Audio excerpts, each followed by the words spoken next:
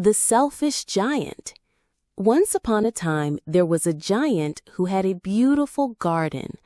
Children loved to come and play there every afternoon. One day, the selfish giant returned after a long trip.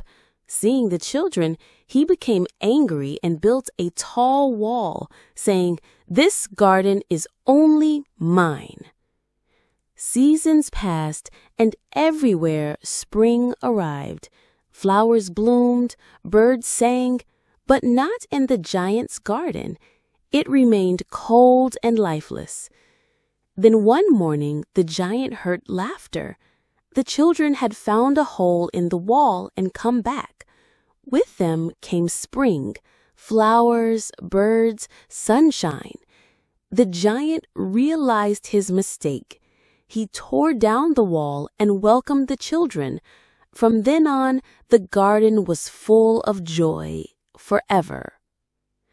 Moral: true happiness comes from sharing, not from selfishness.